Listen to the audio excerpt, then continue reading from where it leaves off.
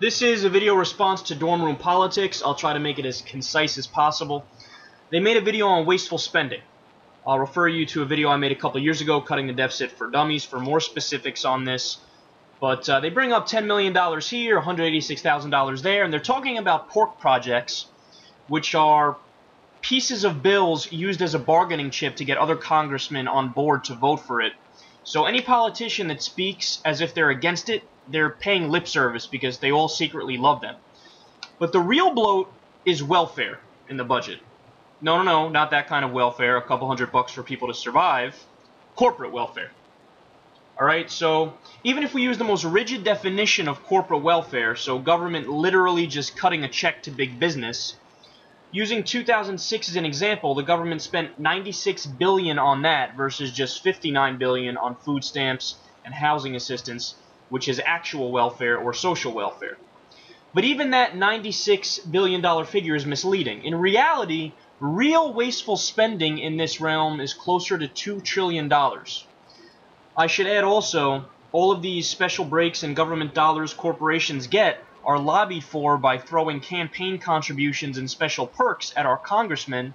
It's essentially open legal bribery because the Supreme Court ruled that money equals free speech, so we shouldn't be surprised that our representatives are willing to grant favors to these people that give them hundreds of thousands of dollars, and in many cases even millions of dollars. So here's just a couple of examples of how we could save some money. Again, I could go on all day, but I'll try to keep it short. If we end big oil and big gas subsidies, that saves $80 billion. I should note that the government gives these breaks under the guise of, well, these companies need it for research and development.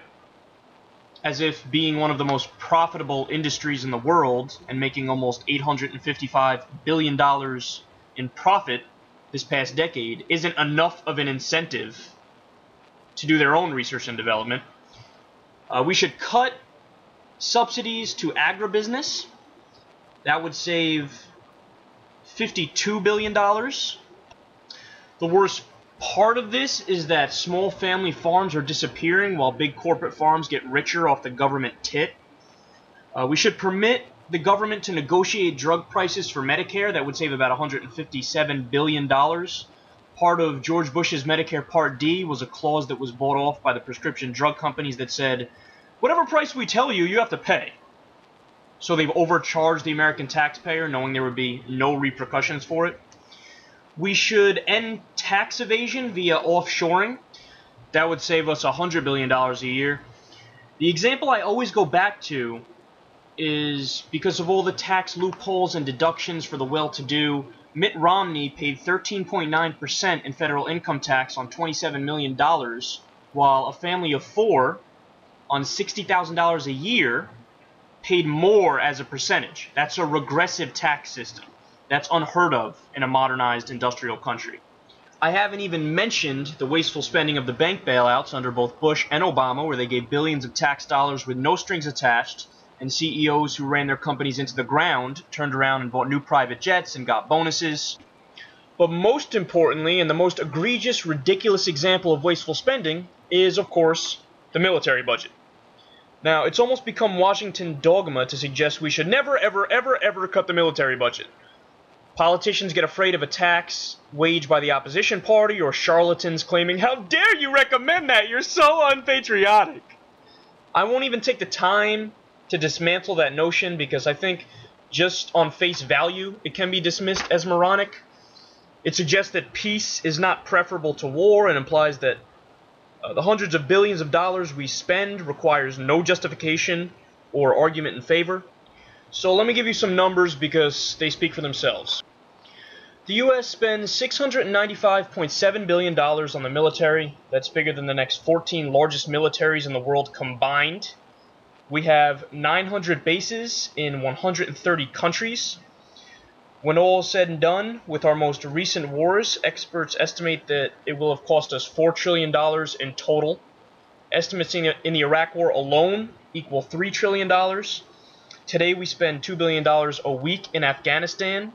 At the peak of the war, which we've been in for 11 years, I've even seen reports suggesting we spend as much as $2 billion a day. How have things gotten so out of whack? Well, again, it can all be described in the context of open corruption.